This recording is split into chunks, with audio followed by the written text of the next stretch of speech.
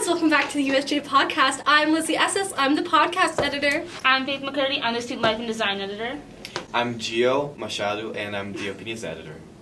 And today we're doing our Oscar Best Picture nominee ranking list. And then at the end, we're going to tell you which one we think is going to win. If you disagree with us, DM us or tweet us at CreekUSJ and leave a comment. And like and subscribe. And stalk us forever. Okay, so we are just going to go through the list because we've seen most of them. Gio's seen all of them. We've seen almost all of them, and we're just gonna see. What we think. So we're gonna start with Once Upon a Time in Hollywood, which is Quentin Tarantino. Also, Brad Pitt is really cool. Margot Robbie. I think that it was a really good cast. It was so good. I love DiCaprio. I really do. Are we giving spoilers? Or? Yeah. Okay. Spoilers. Spoiler alert! Right now. Spoilers. So here's what I think is like extremely cool.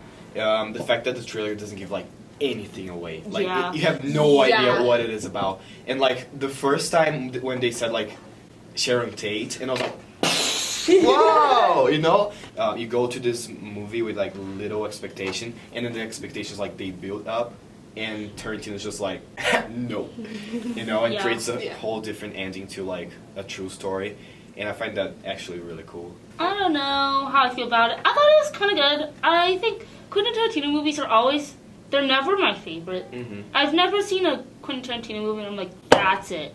That is so good. Like, I'm always like, yeah, okay, that was cool. I thought it was a good movie. I remember I walked out and I was like, wow, like that was pretty good. But I don't know.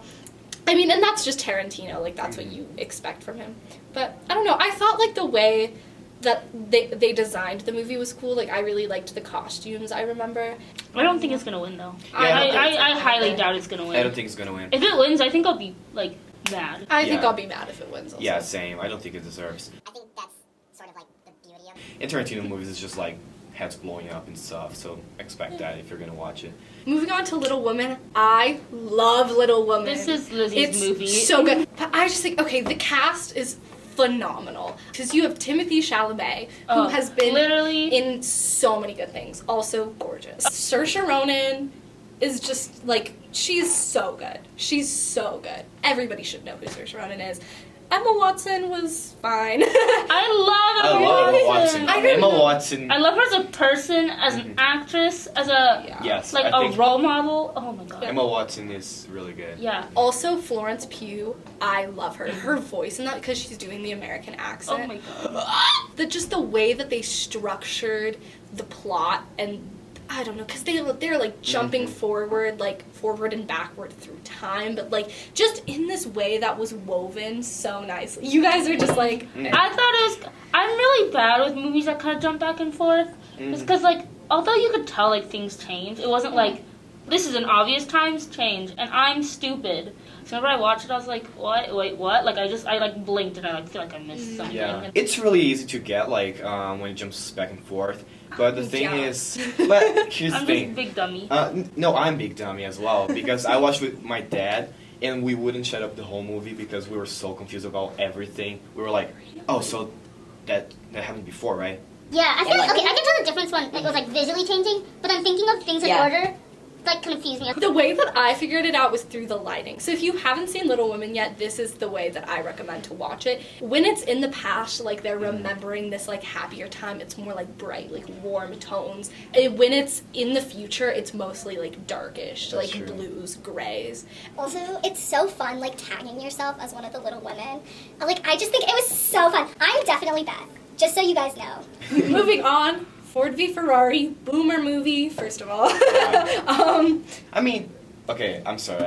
I don't think it's a bad movie, but it is indeed a boomer movie. But it's indeed a bad movie. No. All white men. Why? I just don't think it should be. I don't at think it should be an all Oscar movie. It is not an Oscar Yeah, movie. it is not. You know, I feel like the whole purpose of a movie is to portray a story, and I feel like the other movies on this list have way more interesting and important stories, like stories that we need to know about. I feel like, do we need to know about the Ford versus Ferrari like race car? I mean, it is like you get attached like to the characters. You understand like it is a really good movie if you think about it. It is just that it's not an Oscar movie. It lacks whatever it takes. Finesse. Yeah. Yeah. I If we were understand. car people, we'd be like, Yeah. this is so good. But no, we're actually interesting people, so we're not into cars. And this is kind of a Boro movie. I don't know. Yeah, I definitely did get attached. I think the characters were written well. Also, Yeah. there was one woman in this movie. From the first scene, she comes in, and you can tell that she has genuine substance. It's just that, like, I understand that at that time period, there wasn't much women could do.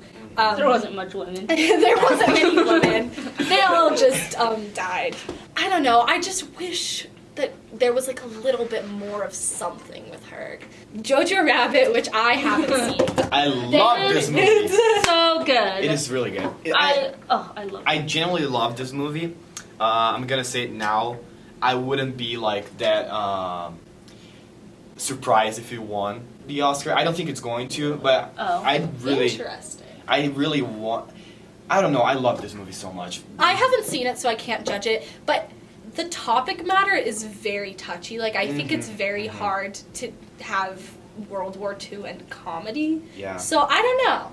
It is really what they Yeah. do is amazing because you know during the movie that they're not like making fun, basically saying look how dumb Nazis are and how absurd it was, and there are like some plot twists that just like make you cry, and like I think that's the beauty of the movie. It's a movie that makes you laugh and cry at the same time in like a span of 1 hour, and I cannot remember like many movies that made that happen to me.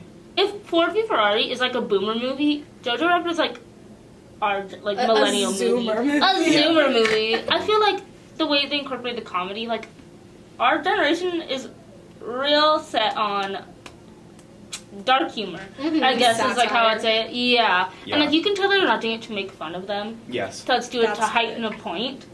And so I like it a lot.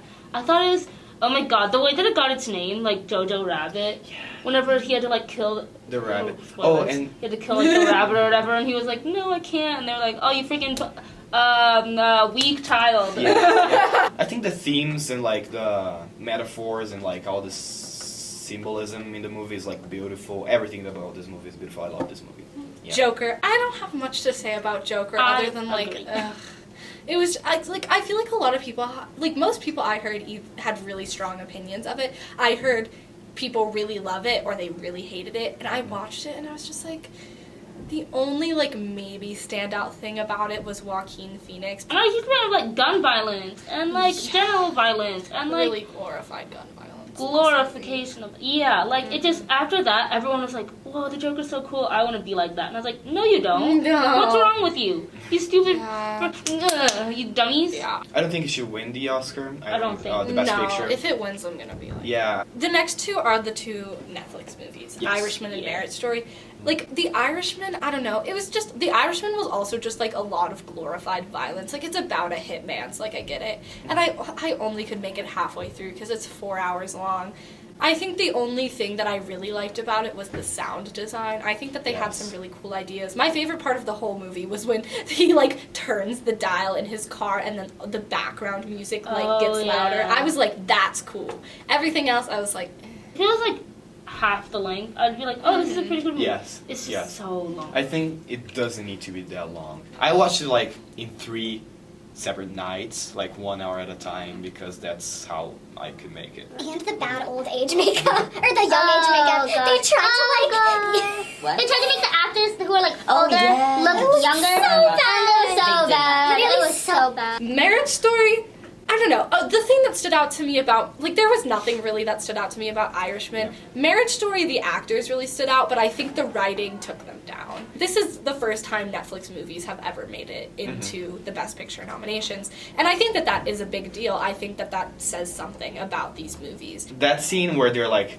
really like arguing, that is like really amazing. I know like there's a lot of memes about it, like, oh my god, look at this. Yeah. But I actually think it's really good. That was like the one of the parts that I was really like, wow, you know, because they really go at it. 1917, the cinematography was really good. Yes. I think that the story was really important, and it very much, like when I was talking about how Ford versus Ferrari was a story that didn't really need to be told, I think that 1917 was a story that absolutely needed to be Totally. told. So good. Like, it was devastatingly good. And it was so emotional because, like, spoilers. Like they get the like assignment to like go out on a mission, and then like they keep going through different walls and barriers, and then like he gets his hand cut, and then they go and they find a house, and it's like another uphill, and then they end up, like, and then it goes down. Then it's like, oh, but the news gets told eventually. Yeah. Oh my god. And the fact that it's just one camera, the whole thing, Oh, it is no. Oh my amazing. God. Yeah. Me and my dad, so I went by myself to watch the movie, but my dad came after.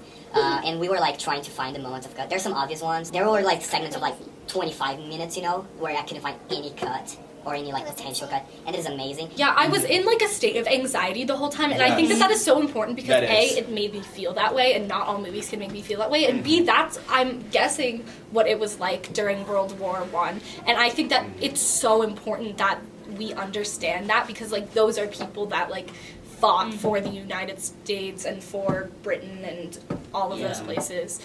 Yes. Parasite. Parasite. Okay. Parasite. Oh my god. I will say a couple things and then I'm gonna leave because I haven't finished Parasite yet, Yeah, and okay. and they don't want to spoil it for me, and I don't want to spoil it for me. I think that this movie is very important. I'm very glad that it's an international film. Oh. So, Parasite, literally my favorite movie. I think it goes beyond literally what every other movie in this lineup does. So it's like my personal favorite, like favorite movie in life. But also out of all these, for some reason people can't read and are illiterate, so they hate subtitles and Asian people. Don't know why. But literally, oh my god, the way that they combine like economic difficulties and like the wealth differences. So Holy nuts! Like literally, it's so good. So at first I thought it'd be like about like an epidemic or something. Yeah, everyone 'Cause, thinks like, about it disease. was all It's not about vague. disease. Yeah, but it was like the epidemic of the mind and how like economic differences can like infest. They just weren't satisfied, and it was like crazy. At the end, whenever the rich dad, I don't know any of their names, I forget, was like having to get the keys so he could take the hospital, and he was like, oh, it smells bad. And he got split out. It's like the whole movie is like the rich parents like saying that the dad was like, no, it's like smells weird. And like that shit is there like sometimes. And like, oh my god. And it's like it's crazy. I love it so much. crazy. I just went off. I love this movie. I think I don't have much to say. Faith said it all. It's an amazing movie. I think it deserves to win. The movie that I think is going to win Best Picture is 1917, just because I I agree. feel like it has everything that the people who choose what the Oscars are want. It also targets us. Like clearly, we all really like it still. Yeah. So I think that's why it's gonna win. If you agree or don't agree, make sure to comment or on Instagram or Twitter at us at CreekUSJ. Thanks for watching. That's all.